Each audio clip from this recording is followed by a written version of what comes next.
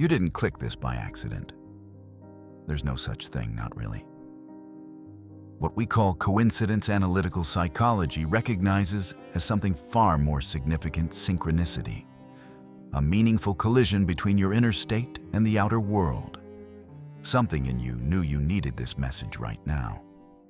Some part of you that's been trying to get your attention sending signals you've been too busy or too numb to notice. Think about the path that brought you here.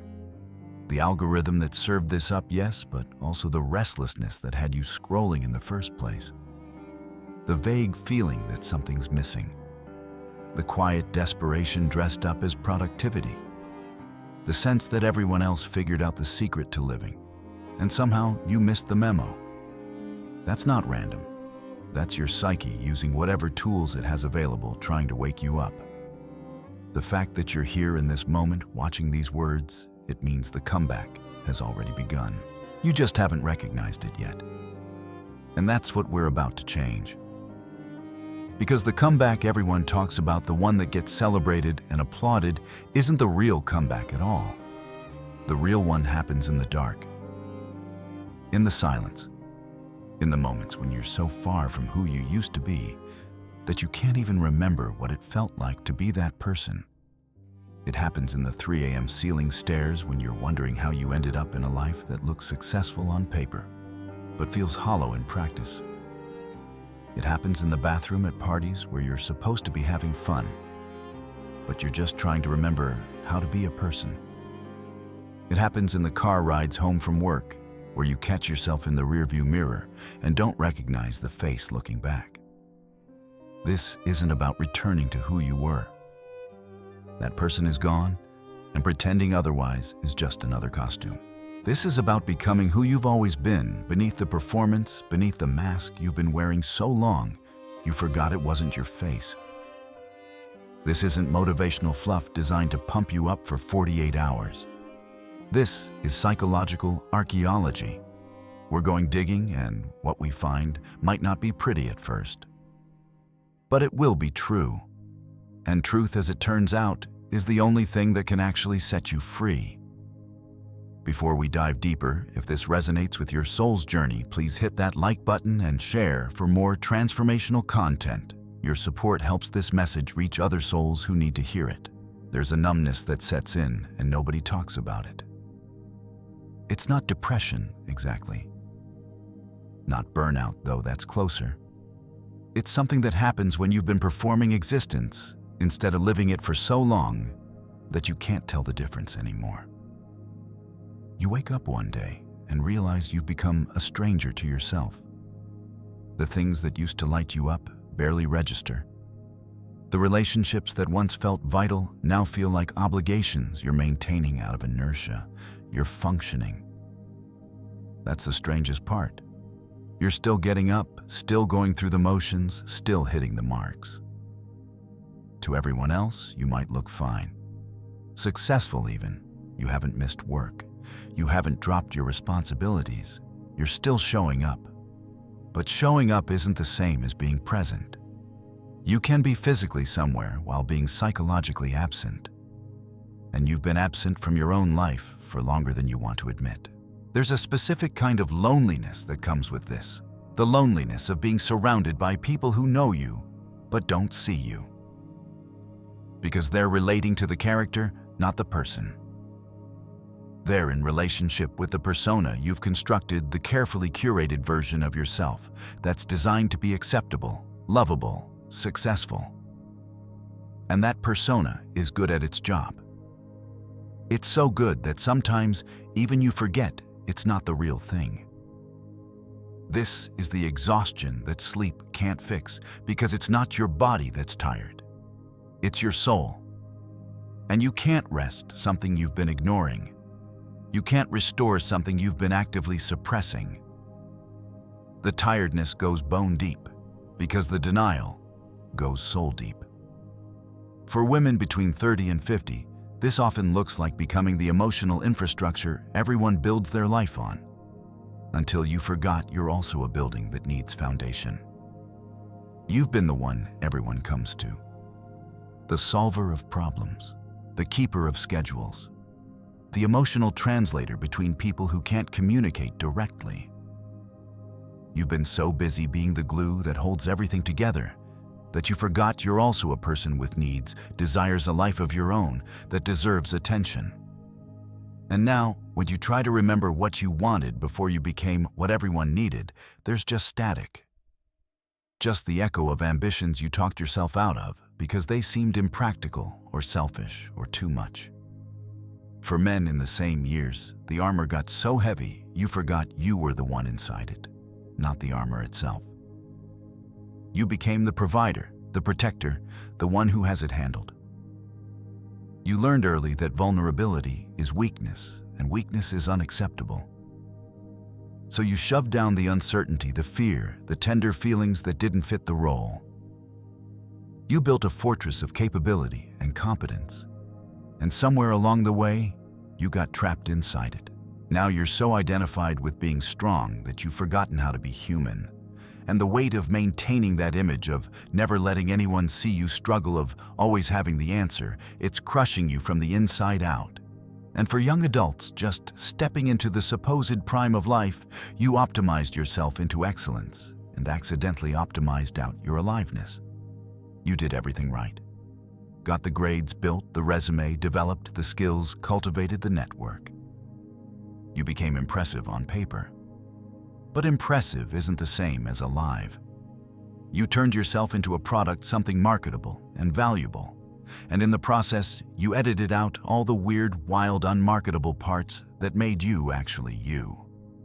Now you're succeeding at a life you're not sure you even want. And the question, is this all there is getting louder.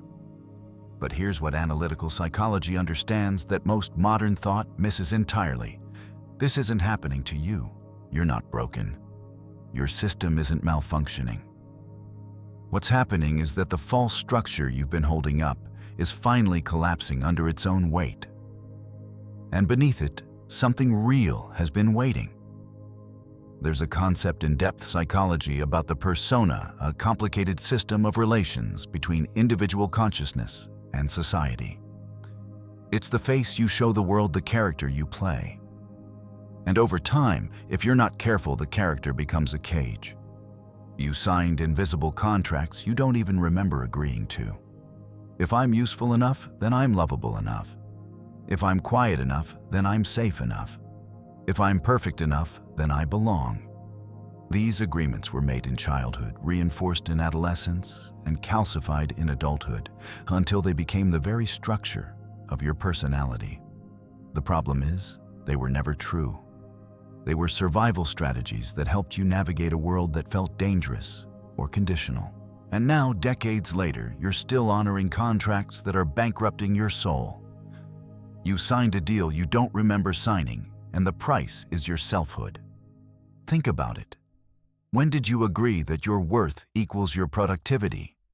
Probably around the time you realized that praise came when you achieved and criticism came when you rested.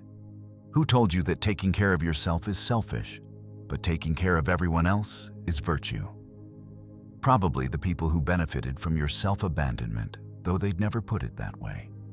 Where did you learn that the parts of you that are wild, strange, or difficult should be kept hidden, locked away, buried so deep that even you forget they exist? From every person who ever responded to your authenticity with discomfort, rejection, or the subtle withdrawal of love. These weren't conscious choices. They were adaptations. Smart ones, actually. They worked for a while. They got you through. They helped you fit in, stay safe, earn approval. You couldn't have survived childhood without them. You couldn't have navigated adolescence without them. They were necessary. But necessity doesn't mean permanence. What saves you at 7 can suffocate you at 37. The invisible contract operates in the background, running your life like software you didn't install and can't seem to uninstall. It makes decisions for you. It edits your words before they leave your mouth. It censors your desires before they fully form. It keeps you safe, yes, but safety purchased with self-abandonment is just another form of prison. Before your conscious mind catches up, before you have words for what's happening, your body already knows. This is one of the profound insights of transformation psychology. The body is the visibility of the soul. It speaks in a language older than words, and if you've been paying attention, you've noticed the signals. There's a heightened sensitivity now to interactions that feel fake. Conversations that used to be perfectly fine now make your skin crawl. Small talk feels like sandpaper. You can't laugh at jokes that aren't funny anymore. Your body physically rejects environments that used to be tolerable. The job that was merely boring becomes unbearable. The relationship that was comfortable becomes suffocating. You walk into rooms you used to navigate easily, and suddenly you can't breathe. Your chest tightens, your throat closes. Your body is trying to tell you something your mind hasn't admitted yet. This doesn't fit anymore.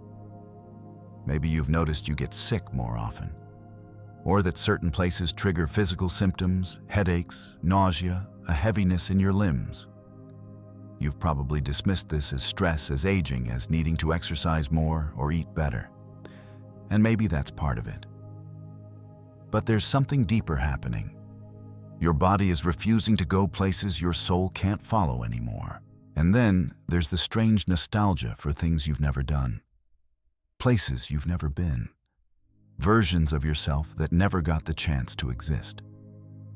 You'll be driving or showering or in that space between awake and asleep, and you'll feel this ache for something you can't name, a life you didn't live, a choice you didn't make, a version of you that got buried under should and must and have to. This isn't random. This isn't your mind playing tricks on you. This is your psyche showing you what's been buried, what's been waiting in cold storage while you played the role everyone expected. The nostalgia isn't for the past, it's for the unlived present, for the life you could be having if you stopped performing the one you think you're supposed to have. Your system isn't broken, it's self-correcting.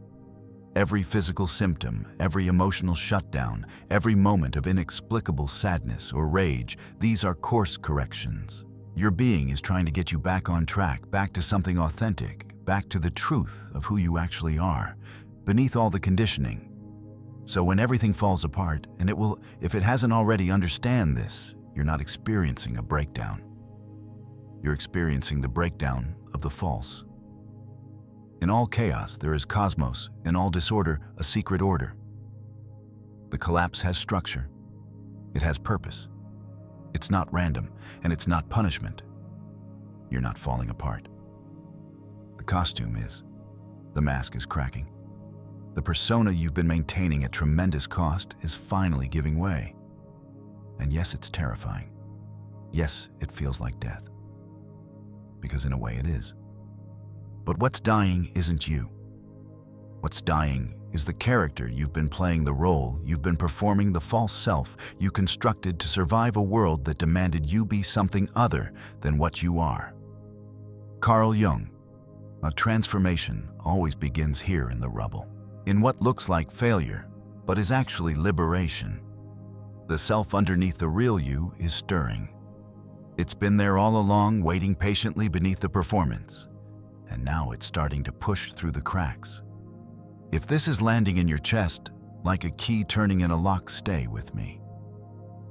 We're about to go deeper into territory most psychology avoids, because it's messy and it's slow, and it doesn't fit into a weekend workshop or a 12-step program. This is the real work. This is where the actual comeback begins. The uprising doesn't announce itself with trumpets. It starts small. Micro-rebellions that feel enormous in your inner world, but might be invisible to everyone else. You can't swallow conversations that have no nutrition anymore. Can't pretend to care about things that don't matter. Can't force enthusiasm for events you have no interest in attending. Maybe it's the morning you realize you can't say, "I'm fine," one more time when someone asks how you are. Or the meeting where you can't nod along to an idea you think is terrible. Or the dinner where you can't laugh at the casual cruelty disguised as humor. These moments feel small, but they're seismic. They're the self asserting its existence against the tyranny of the persona. Your soul started saying no before your mouth could catch up. This is the self asserting its existence against the tyranny of the persona. Every no, every refusal, every moment where you can't quite bring yourself to perform the expected response, this is the muscle of selfhood coming back online. It's been atrophied, sure, weakened by years of disuse. But it's there, and it's waking up. And like any muscle that's been dormant, using it hurts at first. The no that needs to be said feels impossible. The boundary that needs to be set feels like cruelty. The truth that needs to be spoken feels like violence. But it's not. It's just unfamiliar. You've been accommodating for so long that having edges feels sharp. You've been fluid for so long that having form feels rigid. You've been what everyone needed for so long that being what you need feels selfish. It's not selfish, it's survival. People might start calling you difficult, moody, changed. And they're right, you have changed. Or rather, you're changing back. Back to something that existed before you learned to edit yourself for public consumption. Before you discovered that being palatable was more valuable than being real. They're uncomfortable because the person they've been relating to is dissolving, and they're being confronted with someone they don't know how to categorize anymore. Here's what nobody tells you about rest. Sometimes it doesn't work. You sleep 8 hours, 10 hours, 12 hours, and you wake up just as exhausted. You take the vacation, do the self-care light, the candles, take the bath, and still nothing. The tiredness remains bone deep and immovable. That's because you're resting the wrong person. You're trying to restore a version of yourself that's fundamentally exhausted by its own existence. You're not tired of life. You're tired of the performance. The greatest tragedy isn't failure or loss. It's losing your individual reality to a role that was never truly yours. This is the exhaustion that comes from being someone you're not, from maintaining a character that requires constant vigilance, constant editing, constant suppression of everything authentic. It's not sustainable. It was never meant to be. And your being knows this, even if your mind hasn't caught up yet. When you start living from truth instead of strategy, something shifts. You might still get tired, but it's a different kind of tired. It's the good exhaustion that comes from actually using your life force, not suppressing it. From being present instead of performing presence. From existing authentically instead of existing correctly. But the persona doesn't go quietly. As the real self rises, the false self fights harder. This is where Carl Jung's shadow work becomes visceral, where the internal war reaches its peak. You'll hear voices in your head that sound reasonable, rational, concerned. They'll say things like, "You're being selfish. Without this role, who are you? You're letting everyone down. What makes you think you're special enough to live differently?" These are the death throes of a dying system. The persona has kept you safe, earned you approval, helped you belong. It doesn't want to die, and it will use every weapon in its arsenal to keep control. Guilt, fear, shame, the trifecta of containment. There is no coming to consciousness without pain. This is labor, the labor of selfhood. The persona is fighting for its life because your awakening is its death. And it knows with the cunning of any threatened system that the fight is hardest right before it loses. So when you feel the guilt, when the fear rises, when the shame tries to pull you back into the old patterns, recognize these for what they are. Not truth, not wisdom. Just the last desperate attempts of a structure that's outlived its usefulness. The costume is fighting to stay on, but underneath it, you're already breathing. And then something remarkable happens. In the midst of all this chaos, in the space between who you were and who you're becoming, you discover something that's been there all along, an internal axis, an unmoving center around which everything else can reorganize. You stop being a chameleon, changing colors to match every environment. You stop being reactive, your mood and identity determined by whoever's in the room. Instead, you become oriented. You develop an internal compass, and it doesn't point toward approval or safety or belonging. It points toward truth. This is what Carl Jung's spiritual awakening actually means, not enlightenment in some distant mystical sense, but the awakening of your own inner authority.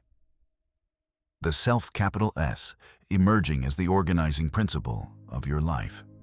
You stop asking what will make them happy and start asking what's true, what's real, what's aligned with the actual structure of your being, not the expectations projected onto you.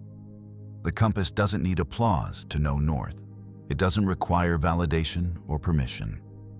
It simply is pointing steadily toward your authentic life, waiting for you to follow. Now comes the part that everyone wants to skip.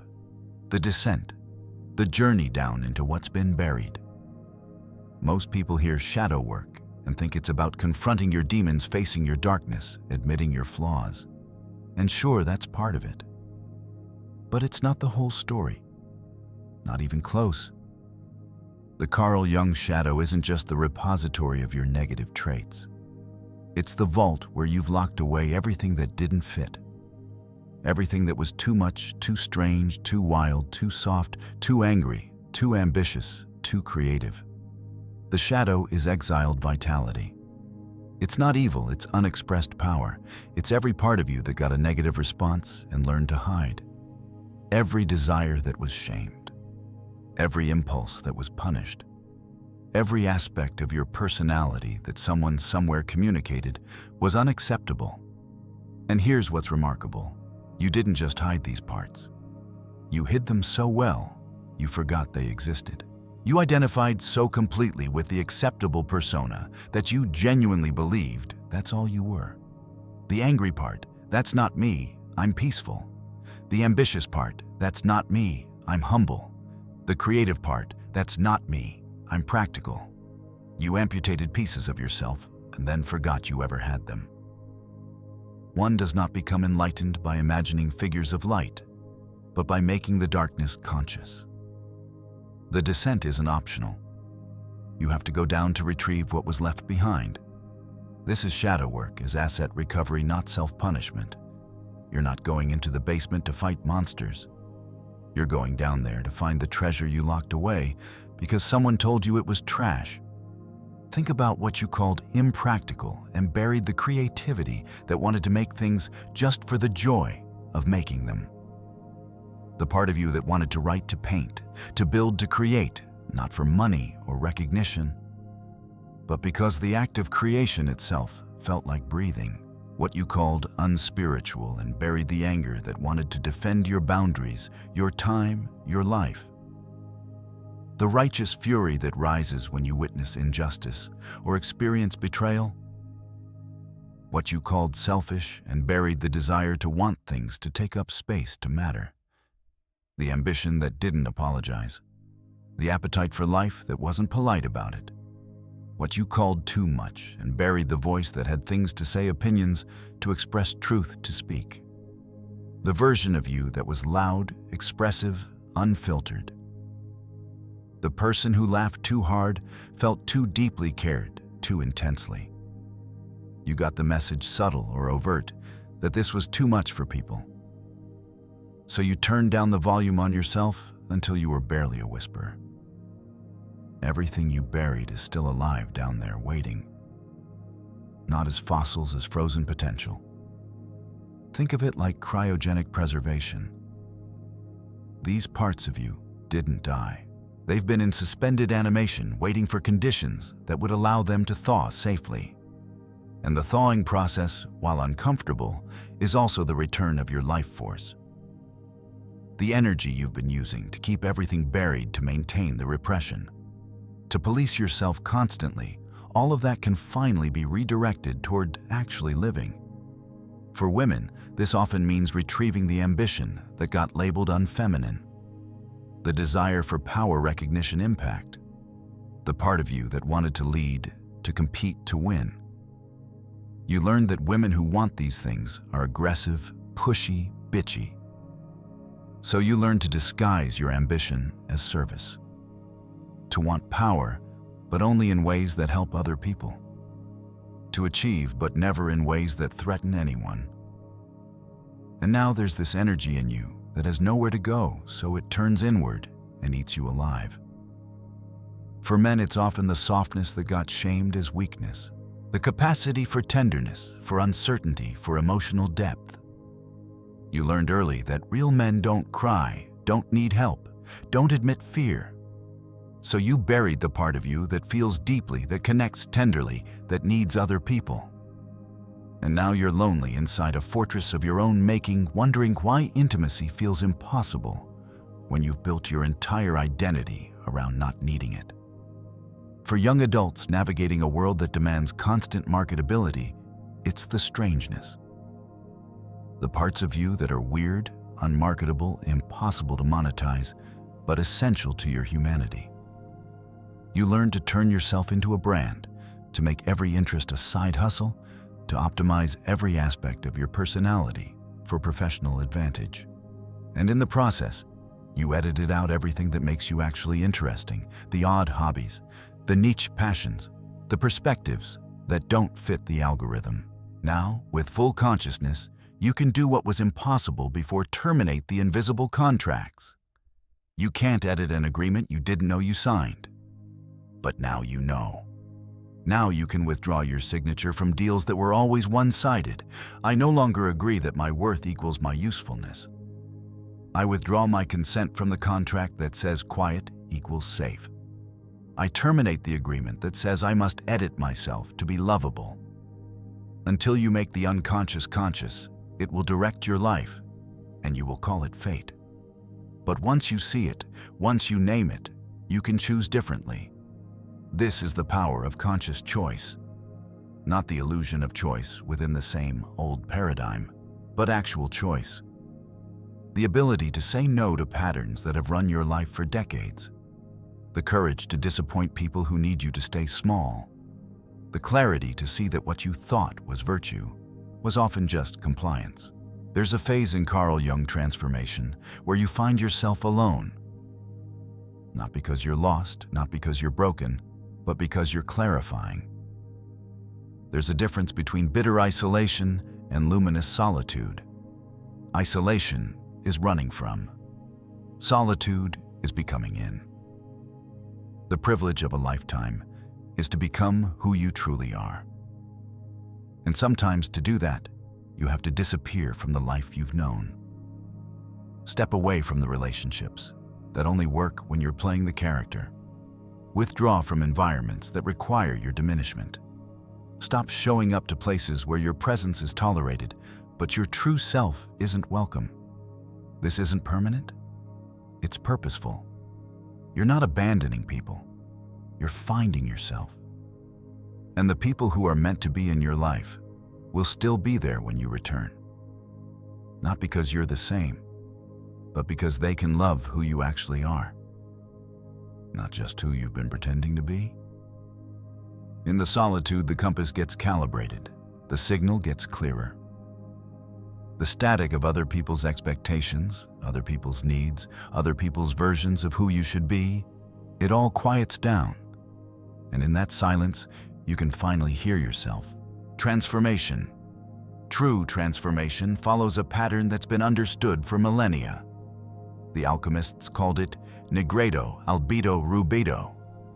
The blackening, the washing clean, the return of life pulse. You've been through the nigredo, the collapse, the dissolution, the death of the false. You're in the albedo now, and at the clarification, the purification, the slow emergence of what's real. And the rubedo is coming. The return of color vitality, life lived from center instead of circumstance. This is where things start to shift in ways you can see, in ways other people can see. But it's not about trying harder or forcing anything. It's about alignment. It's about living from truth instead of strategy. And when you do that, when you finally stop fighting yourself and start living from your actual center, reality reorganizes itself around you. Synchronicity is an ever-present reality for those who have eyes to see. When you're living from the persona, from the false self, you miss it. You're too busy performing, too busy maintaining the costume, too busy trying to control outcomes. But when you drop into authentic existence, when you start living from the self, capital S, the world starts speaking to you in symbols. Songs that say exactly what you needed to hear, appearing at the exact moment you needed to hear them. Books that fall off shelves at the exact right moment or get recommended by 3 different people in the same week. Conversations with strangers that somehow address the exact question you've been sitting with, using the exact metaphor you needed. Animals that appear when you're contemplating something carrying meanings you can't quite articulate, but somehow understand. Dreams that feel more real than waking life, that leave you changed, even if you can't remember the details. These aren't coincidences. This is your psyche leaving breadcrumbs back to yourself. The unconscious doesn't speak in bullet points and action items. It speaks in poetry, in images, in patterns and repetitions. It's trying to get your attention, and it will use whatever is available. Movies, music, nature, the random things people say that land in you like arrows finding their target. But you have to learn the language. You have to distinguish intuition from anxiety. This is crucial because they can feel similar at first. Both create urgency. Both demand attention. But intuition is quiet, brief, certain. It speaks once and then is silent. It doesn't need to convince you. It simply knows and trusts that you'll catch up eventually. Anxiety is loud, looping, threatening. It repeats itself, amplifies, demands constant attention. It catastrophizes. It spirals. It's the voice that says, "What if?" 1,000 times in 1,000 variations. The soul's yes makes energy rise. You feel expansive, alive, aligned, even if you're also terrified. The persona's yes makes energy drain. You feel diminished, heavy, obligated. One opens you, the other closes you. And if you pay attention, you can feel the difference in your body before your mind has analyzed the choice to death. Pay attention. The compass in you is pointing. The question is whether you're willing to follow. There's a concept in mythology and depth psychology called the axis mundi, the world axis, the cosmic center. It's the unmoving point around which everything else revolves. And when you've been living from the persona, from the false self, you have no axis. You're all periphery, all reaction, all adaptation to external forces. But as the real self emerges, something changes. You stop defending your existence and start occupying it. You stop needing to justify yourself, explain yourself, make yourself palatable. There's no more internal courtroom where you're constantly on trial, constantly having to prove your right to exist, to want things to matter. Truth doesn't need a legal team. It doesn't need evidence or witnesses or a closing argument. It simply is. And when you live from it, there's a relief that's almost physical. The exhaustion of constant self-justification lifts. The hypervigilance eases. You can finally rest, not because you're tired, but because you've come home to yourself. This is where the comeback becomes visible, not through striving or grinding or hustling your way back into relevance, through settling, through alignment, through the simple, radical act of existing as yourself, without apology or explanation. When you change, when you actually change at this depth, your relationships change too. Not because you're pushing people away or being intentionally difficult, but because resonance sorts.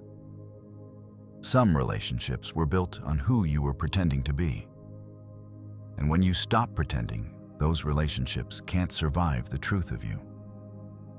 The meeting of 2 personalities is like the contact of 2 chemical substances. If there is any reaction, both are transformed. Convenience bonds dissolve when they're exposed to authenticity. These are the relationships that worked because everyone played their assigned role. You were the helper, they were the helped. You were the strong one, they were the struggling one. You were the listener, they were the talker. These roles created a kind of balance, but it was a false balance. It required you to stay in character. And now that you've stepped out of character, the whole structure collapses. But truth bonds emerge relationships based on who you actually are, not who you're performing as. These relationships can handle your complexity. They can hold your contradictions. They don't need you to be one-dimensional to feel comfortable. They're not threatened by your growth. In fact, they're inspired by it. They see you becoming more yourself, and it gives them permission to do the same. You become difficult to people who need you to stay small, not because you're trying to be difficult, but because your expansion threatens their comfort. They liked you better when you were smaller, quieter, more manageable. When you said yes to things you didn't want to do. When you laughed at jokes that weren't funny. When you made yourself smaller so they could feel bigger. Your refusal to keep playing that role feels like betrayal to them. But it's not betrayal. It's liberation. You become magnetic to people who recognize real. They see someone who stopped performing, and it's like water in a desert. Because authenticity is rare. Because most people are still in costume, still performing, still pretending. And when they encounter someone who's not doing that anymore, who's just being, it's revelatory. These are your people. The ones who don't need the edited version. The ones who can handle your full truth. And yes, this means losing people. Sometimes people you love.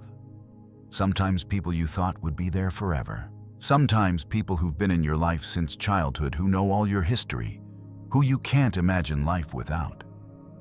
But here's the thing, if they can only love the character, they never loved you. They loved the service you provided, the role you played, the way you made them feel about themselves. That's not love. That's convenience. And you don't have to keep paying for their comfort with your authenticity. This isn't cruelty. It's clarification. The field is cleaning itself. You're not losing people, you're discovering who was actually there all along and who was only there for the character you were playing. Life becomes simpler. Not easier necessarily, but simpler. Because the inner war ends. The constant negotiation between who you are and who you think you should be finally resolves. Decisions that used to paralyze you become obvious. Choices that used to require committee meetings in your head happen quickly, cleanly, clearly. Think about how much energy you've been spending on internal conflict. The part of you that wants to say no, arguing with the part that thinks you should say yes. The part of you that wants to leave arguing with the part that's afraid of being alone. The part of you that wants to create arguing with the part that says you're not talented enough. This internal parliament has been in session, constantly debating every decision, questioning every choice, second-guessing every move. Now imagine that parliament dissolving. Not because you've silenced the voices, but because they've integrated. They're not separate anymore. They're all you operating from the same center, pointing toward the same truth. The decision-making becomes almost instantaneous because there's no longer this gap between what you know and what you do, between what you feel and what you say, between who you are and who you're pretending to be. The creation of something new is not accomplished by the intellect, but by the play instinct. When you're not constantly at war with yourself, creativity returns. Not as something you have to force or schedule or optimize, but as a natural expression of being alive. Ideas come because you have bandwidth for them now. Inspiration strikes because you're not using all your energy to maintain the performance. The muse shows up because there's finally space for it. The weight drops, not physical weight necessarily, but psychic drag. The heaviness of carrying a false self everywhere you go. The exhaustion of maintaining multiple versions of yourself for different audiences. The cognitive load of remembering who you're supposed to be in this context, with these people, in this environment. All of that falls away, and what's left is simple presence. Just you being you, the same person in every context, because there's only one person to be. You don't need permission to exist anymore. You don't need approval or validation or gold stars. Those things are nice, sure, but they're no longer the currency that determines your worth. You've granted yourself permission, and that changes everything. Because when you don't need permission, you can't be controlled. When you don't need approval, you can't be manipulated. When you don't need validation, you can't be diminished. You don't need to reinvent yourself. You need to defrost yourself, to let what's been in cold storage thaw, to stop editing and start existing, to remember that who you actually are was never the problem. The problem was thinking you needed to be someone else. The problem was believing the voices that said you were too much or not enough. The problem was signing contracts that required you to trade your selfhood for acceptance. This is it. This is what analytical psychology has been pointing toward all along, not perfection, but wholeness. Not becoming someone new, but becoming fully yourself. Not self-improvement as the culture sells it, but self-realization as the soul demands it. The comeback isn't what you thought it was. It's not triumphant return to glory. It's not proving everyone wrong. It's not even about success as the world measures it. The comeback is internal.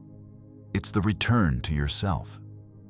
The reclamation of what was always yours but got buried under layers of conditioning, expectation, and fear.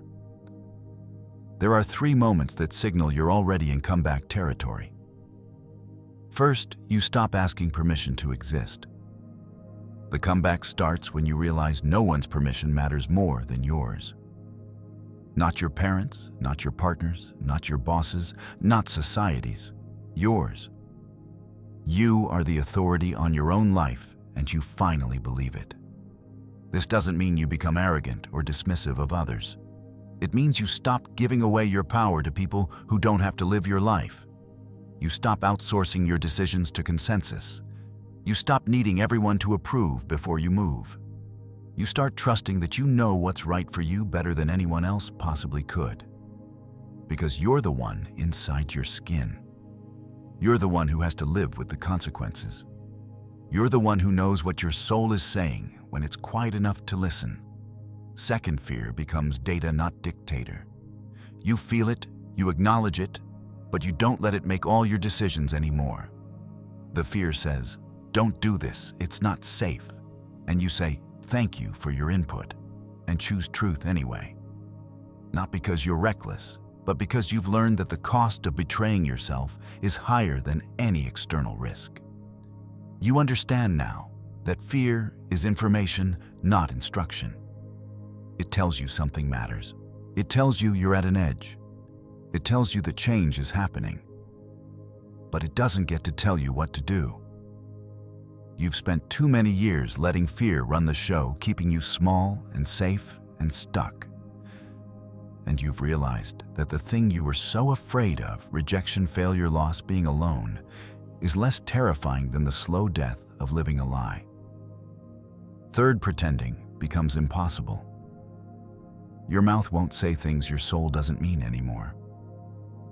The gap between performance and reality has closed. Not because you've perfected the performance, but because you've stopped performing entirely. What comes out of you is what's actually in you, and you've made peace with that. This is the most tangible shift. You can't fake enthusiasm for things you don't care about. You can't manufacture interest in conversations that bore you. You can't pretend to be okay when you're not. You can't say yes when you mean no. Your whole system rebels against inauthenticity now.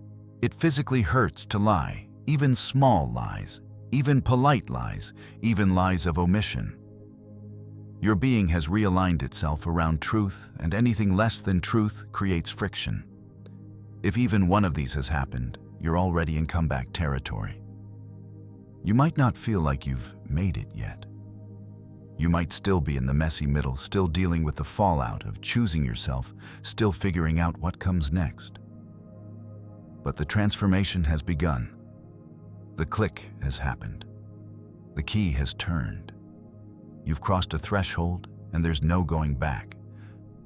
Not because the door is locked, but because you finally understand what you've been running from and you're not willing to run anymore. The old metrics don't work anymore. Achievement, approval, accumulation. And these were the markers of success in the personas world. But you're not living there anymore. You need new metrics, new ways of measuring a life well lived. Because if you keep using the old scoreboard, you'll keep feeling like you're failing even as you're succeeding at what actually matters. Truth. Am I living aligned with who I actually am? Not who I should be. Not who I wish I were, but who I actually am in this moment with these gifts and these limitations and this particular life. This is the only question that matters. Because you can achieve everything the world says matters and still be miserable if you're achieving it as someone you're not. You can have the success, the relationship, the house, the life everyone envies, and still feel empty inside because none of it reflects who you actually are. Truth asks, is this mine? Does this belong to my actual life, or am I living someone else's dream? Does this choice come from my center, or am I still trying to prove something, fix something, become someone I'm not? The metric is not, is this impressive, but is this true wholeness? Am I integrating all my parts, or just the acceptable ones? Am I making room for the shadow, for the difficult feelings, for the parts of me that don't fit the image? Or am I still in the business of self-editing, still trying to be palatable? Still hiding the aspects that might make people uncomfortable? Wholeness means you stop amputating parts of yourself to fit into smaller spaces. You stop pretending you don't feel anger when you do. You stop hiding your ambition because it might threaten someone. You stop diminishing your joy because it might make someone else feel bad about their lack of it. You make room for all of it, the light and the shadow, the acceptable and the difficult, the impressive and the embarrassing. Because integration is not about becoming perfect. It's about becoming complete. Presence. Am I here, or am I performing being here? Am I actually in my life, or am I still one step removed, watching myself live instead of living? This is perhaps the most important metric and the hardest to measure. Because presence isn't about doing more or achieving more. It's about being more fully in the moment you're actually in.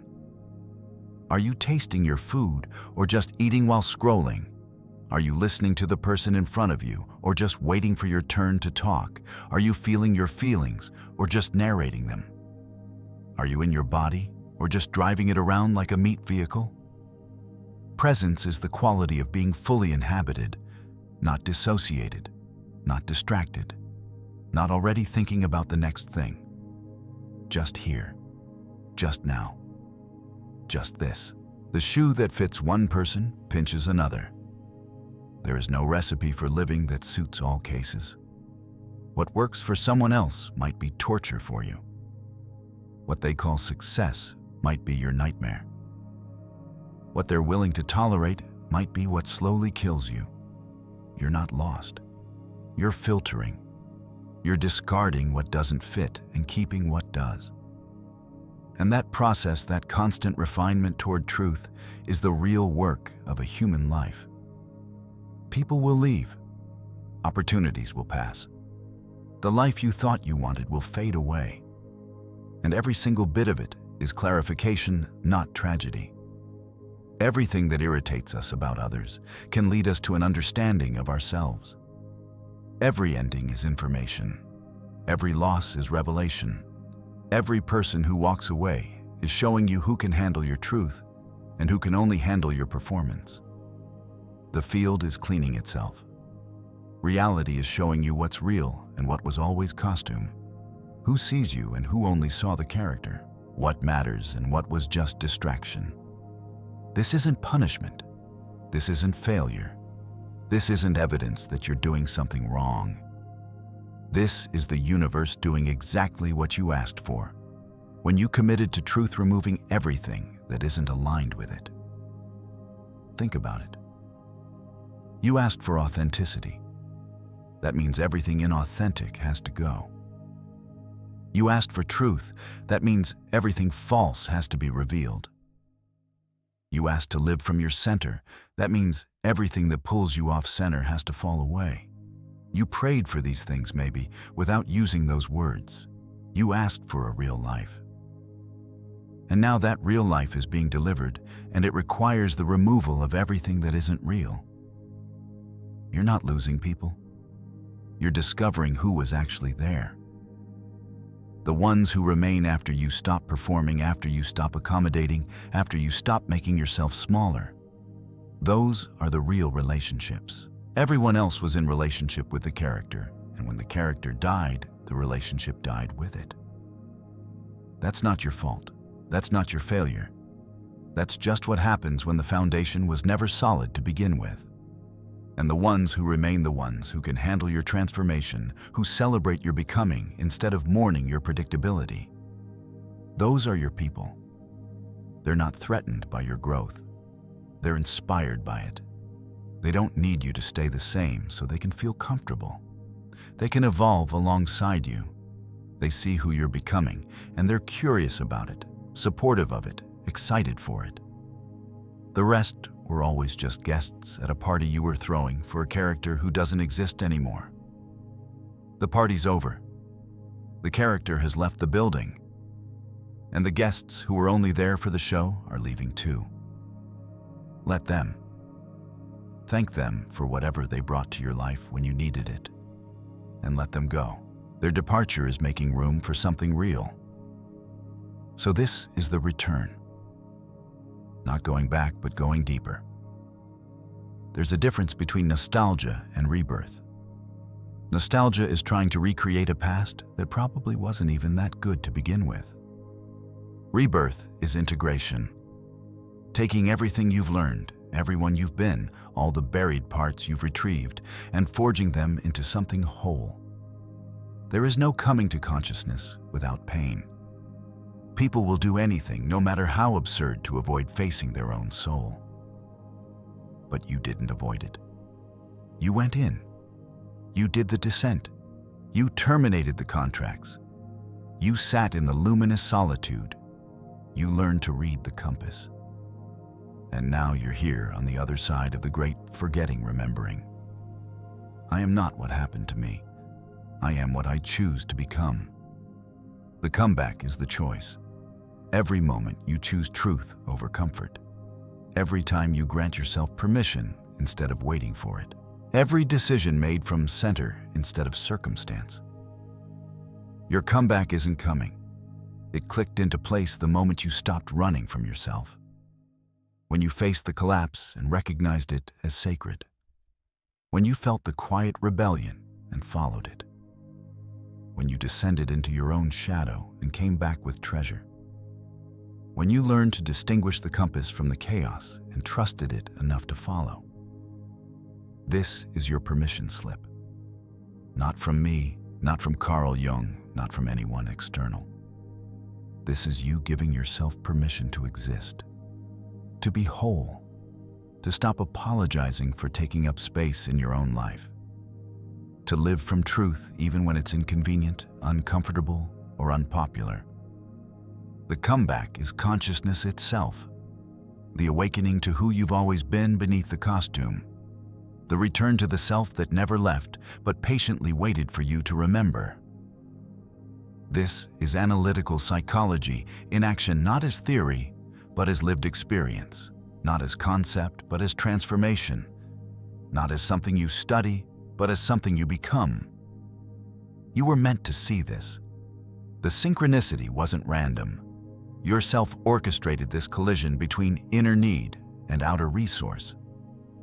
Your soul has been trying to get your attention, and finally you answered. So what now? Now you live it. You take what you've learned and you apply it. You keep choosing truth. You keep following the compass. You keep showing up as yourself, even when it's terrifying. Especially when it's terrifying. Because that's where the real life is. Not in the performance, but in the presence. Not in the costume, but in the truth of who you actually are. This is the work. This is the comeback. This is you returning to yourself one honest moment at a time. Welcome home.